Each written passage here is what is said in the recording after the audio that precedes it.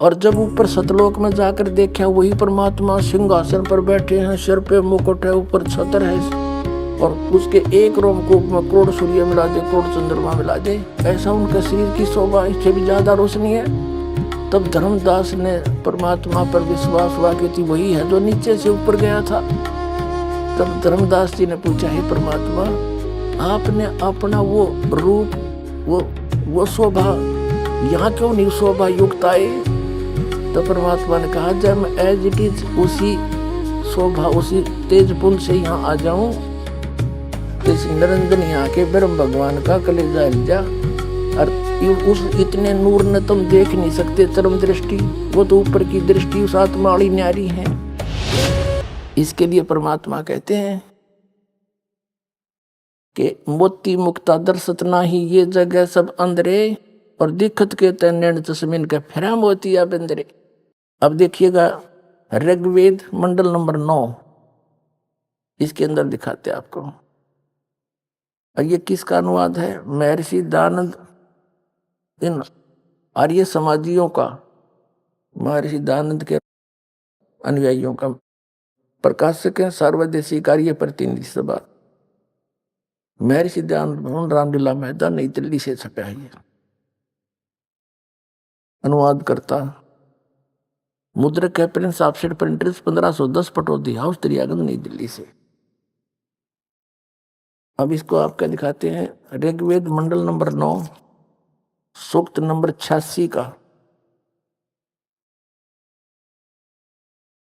ऋग्वेद मंडल number 9 सूक्त 86 का मंत्र 26। इसमें वही प्रमाण जो का त्यों, वही प्रमाण जो कबीर सागर में धर्मदास जी ने बताया आंखों देख के, वो ज्यों का त्यों प्रमाण आपको इन पवित्र वेदों में मिलेगा। देखिएगा ऋग्वेद मंडल नंबर 9 सूक्त 86 का मंत्र 26 है। यहाँ है ये कबीर शब्द, हम इसको कबीर बोल रहे हैं, वह को हम वह बोलते हैं अपने देसी लैंग्वेज में, देसी भाषा में।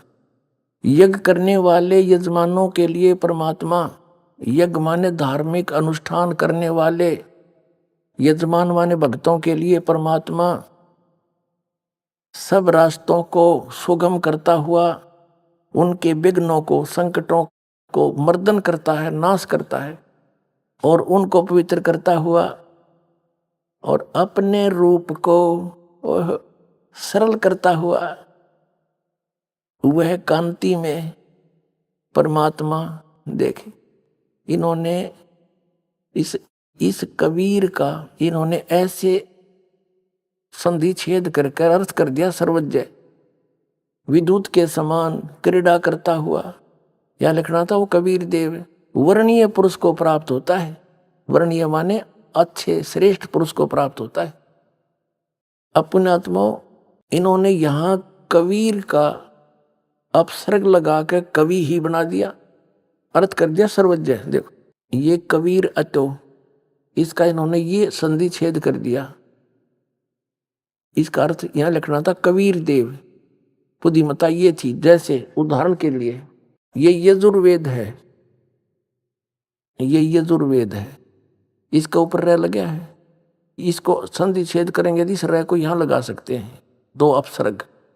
जहां भी इस यजुर्वेद नामक ग्रंथ की महिमा होगी और वहां केवल यजु भी लिखा हो, तो उसका अंडरस्टूड अनुवादकर्ता ने लिखना पड़ेगा यजुर्वेद, वो बुद्धिमान है अगर ऐसा लिखता है। इसका अर्थ कर दे यजु का, तो जिसकी महिमा बताई जा रही हो तो फिर उसका ज्ञान कैसे होगा? वो क्या चीज है?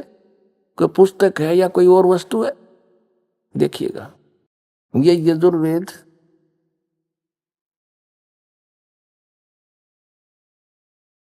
ये प्रकाशक हैं सर्वदेशी कार्य प्रतिनिधि सभा 2/5 महर्षि दयानंद भवन, रामलीला मैदान, नई दिल्ली से।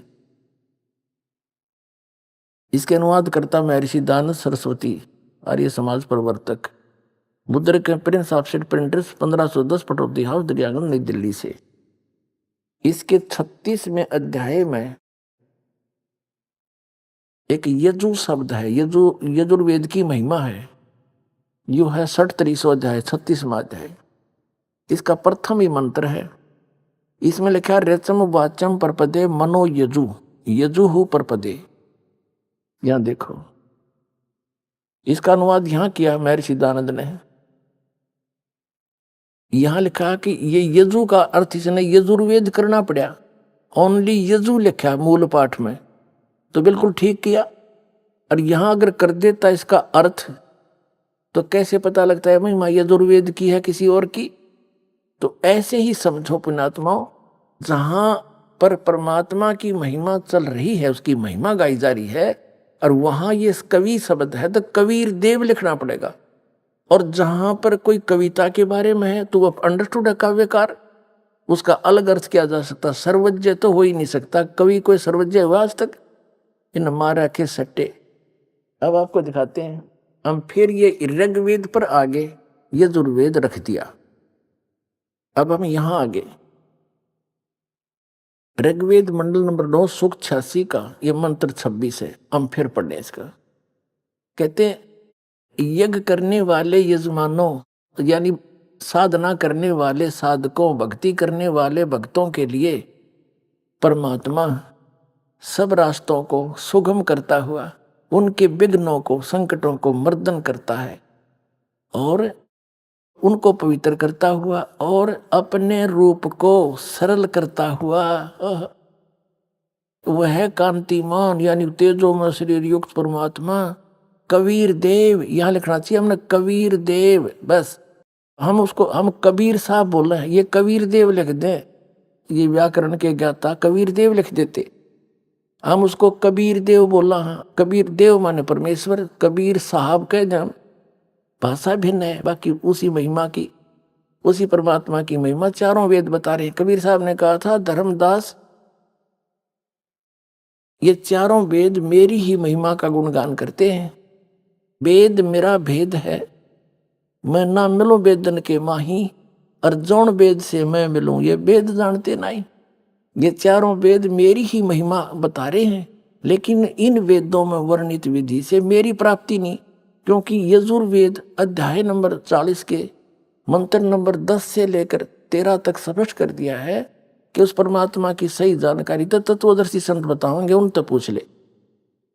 ये वेद ज्ञान दाता भी वही है जो गीता ज्ञान दाता है, और वही कुरान शरीफ ज्ञान दाता है। तो ये कहता है कि उनसे पूछो। तो यहाँ पर जो परमात्मा कहते हैं कि जो वेदों में ज्ञान है वो तो मेरे बारे में है, लेकिन मेरे पाने की विधि को ना, क्योंकि ये वेदों में केवल एक ओम मंत्र है। यजुर्वेद अध्याय नंबर 40 के और मंत्र नंबर 15 में कहा कि ओम कर्तु समर कल्वे समर कर्तुम समर, मुझ ब्रह्म का ओम नाम है। 40 में जाके फिर 17वें श्लोक में कहा कि वो परमात्मा तो प्रोक्ष है, गुप्त है, और मुझ ब्रह्म का ओम नाम है। तो वेदों में से इन ऋषियों ने ज्ञान तो था नहीं, तत्वदर्शी संत मिला नहीं, ओम नाम को पूर्ण परमात्मा का मान कर रगड़ा लाना शुरू कर दिया। ये तो काल का जाप है ब्रह्म का, इसे जन्म मरण छूटे नहीं, तो वो परमात्मा नहीं मिल सकता इन वेदों में वर्णित विधि से। तो कबीर साहब कहते हैं कि वेद मेरा भेद है, मैं ना मिलूं वेदन के माही, और जौन वेद से मैं मिलूं ये वेद जानते नहीं। वो कौन सा वेद है? श्रीमद् भगवद गीता अध्याय नंबर 4 के श्लोक नंबर 32 में कहा कि अर्जुन, जो सच्चिदानंद घन ब्रह्म ने यानी परम अक्षर ब्रह्म ने अपने मुख से स्वयं आकर के ज्ञान बोला है वो तत्व ज्ञान है, और उसको मैं नहीं जानता। चौथे अध्याय के 34वें श्लोक में कहा कि उस तत्व ज्ञान को तू तत्वदर्शी संतों के पास जाकर समझ, उनको दंडोत प्रणाम करने से, कपट छोड़कर उसकी सेवा करने से तत्वदर्शी संत तुझे उस परमात्मा का उपदेश करेंगे, परम तत्व का।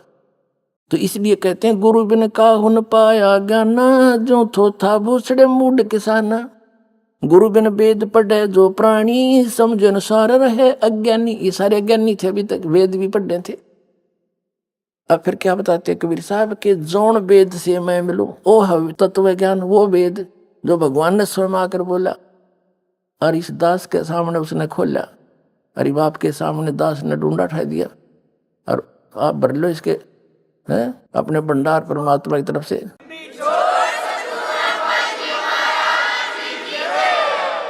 तो यहाँ कहते हैं कबीर साहब कहते हैं वेद मेरा भेद है। तो ये प्रकट हो रहा है कि कबीर है वो परमात्मा जो अपने रूप को सरल करके अलका तेज पुंज का बना के, जैसे आप जी ने कबीर सागर में देखा, धर्मदास जी ने जब नीचे से कबीर साहब आए हुए थे जिंदा महात्मा के रूप में, एक सिंपल मैन जैसा बॉडी। और जब ऊपर सतलोक में जाकर देखा, वही परमात्मा सिंहासन पर बैठे हैं, सिर पे मुकुट है, ऊपर छतर है, और उसके एक रोमकूप में करोड़ सूर्य मिला दे, करोड़ चंद्रमा मिला दे, ऐसा उनके शरीर की शोभा, इससे भी ज्यादा रोशनी है। तब धर्मदास ने परमात्मा पर विश्वास हुआ कि वही है जो नीचे से ऊपर गया था। तब धर्मदास जी ने पूछा, हे परमात्मा, आपने अपना वो रूप, वो शोभा यहाँ क्यों नहीं शोभा युक्त आए? तो परमात्मा ने कहा, जब मैं एज इट इज उसी शोभा, उसी तेज पुंज से यहाँ आ जाऊं, तो इस निरंजन यहाँ के ब्रह्म भगवान का कलेजा हिल जा। और उस इतने नूर ने तुम देख नहीं सकते चरम दृष्टि, वो तो ऊपर की दृष्टि उस आत्मा वाली न्यारी है, उनसे देखा जाता है। इसलिए मैं अपने उस शरीर को सरल करके आया हूं। या अपने उसमें कबीर सागर में प्रमाण देख लिया। और ये वेद बता रहे हैं कि वो परमात्मा अपने रूप को सरल करके, यानी वहां तो घना नूर है उनका, और जब तब यहां आता है अच्छी आत्माओं को मिलता है। देखिएगा, ऋग्वेद मंडल नंबर 9 सुख 86 का मंत्र 26 पढ़ रहे हैं हम। ये है वेद ज्ञान है। अपने रूप को सरल करता हुआ वह कांति में परमात्मा कबीर देव, यो कबीर साहब लिखना था ना कबीर देव को, चाहे कबीर परमेश्वर, विद्युत के समान क्रीड़ा करता हुआ, यानी विद्युत जैसी स्पीड इतनी गति से आता है और वर्णीय पुरुष को यानी श्रेष्ठ आत्मा को प्राप्त होता है। और देखो 27 में कमाल कर दिया। ऋग्वेद मंडल नंबर 9 सुख 86 का मंत्र 27 में क्या कहा है? वह प्रकाश पुंज परमात्मा को, जो परमात्मा ध्रुवलोक के और तीसरे पृष्ठ पर विराजमान है, वहां बैठा है वो भगवान, वहां रहता है और वहां से चलकर आता है गति करके। अब और दिखाते हैं, ऋग्वेद मंडल नंबर 9 सूक्त 82 का, और ये मंत्र नंबर 1 देखें। इसमें लिखा है कि जो सर्वोत्पादक प्रभु, सबकी उत्पत्ति करने वाला परमात्मा, प्रकाश रूप, सद्गुणों की वर्षा करने वाला और पापों का हरण करने वाला, वह राजेव, राजेव माने राजा के समान, राजा के समान। देख ये 269 पे कदे नकली फिर न कहते हैं, पृष्ठ बदल गया होगा। और ये 270 पे राजा के नुन पढ़ दिया अपने, राजा के समान दर्शनीय है, देखण में राजा के समान है, सिंहासन पर बैठा है और वह पृथ्वी आदि लोकांतरों के चारों ओर शब्दमान हो रहा है। वह वर्णीय पुरुष को, जो दृढ़ भक्त है, उसको पवित्र करता हुआ प्राप्त होता है। उसको मिलता अच्छी आत्माओं को। जिस प्रकार विद्युत यानी आकाशीय बिजली स्नेह वाले स्थानों को आधार बनाकर प्राप्त होता है। अब आगे बताऊंगा, पहले ये पढ़ लें। अब दूसरा मंत्र, ऋग्वेद मंडल नंबर 9 सूक्त 82 का मंत्र 2। हे परमात्मन, वो किस उद्देश्य से आते हैं? उन भक्तों को मिलते हैं उपदेश करने की इच्छा से, आप उनको तत्व ज्ञान बताने की इच्छा से आप महापुरुषों को प्राप्त होते हो। आप अत्यंत गतिशील पदार्थ के समान हमारे आध्यात्मिक यज्ञ को प्राप्त होते हैं, बहुत स्पीड आते हो। और आप सर्वज्ञ नहीं, कबीर देव हैं, आप कबीर परमात्मा हैं। आप कबीर परमात्मा, हो गया स्पष्ट? आप कबीर परमात्मा हैं, शुद्ध स्वरूप हैं, हमारे पापों को दूर करके हे सोम, हे अमर परमात्मा, हमको सुख दे। अपने आत्माओं क्या बताया है कि वो परमात्मा सतलोक में रहता है, उसके तीसरे भाग में, तीसरे पोर्शन में, सबसे ऊपर वाले में, टॉप मोस्ट। गरीबदास साहिब जी ने परमात्मा को देखा, कहा अरस कुर्स पर सवेत गुमट है, जहां सतगुरु का डेरा। अरस के कुर्स पर समेत गुमुज है और सवेत छतर सिर मुकुट विराजे, और देखत ना उस चेहरे नू, गरीबदास ये वक्त जाते। रोगे इस पैरे। कहते हैं जस तत्वदर्शी संत मिला नहीं और यो ज्ञान समझ में आया नहीं तो ये मनुष्य जीवन आपका चला जाएगा। और रोगे इस पैरे ने, इस समय ने याद कर करवाया करोगे। इन नकली संतों से पीछा छुटाओ, इस दास के पास आओ और अपना कल्याण करवाओ। बोलो सतगुरुदेव।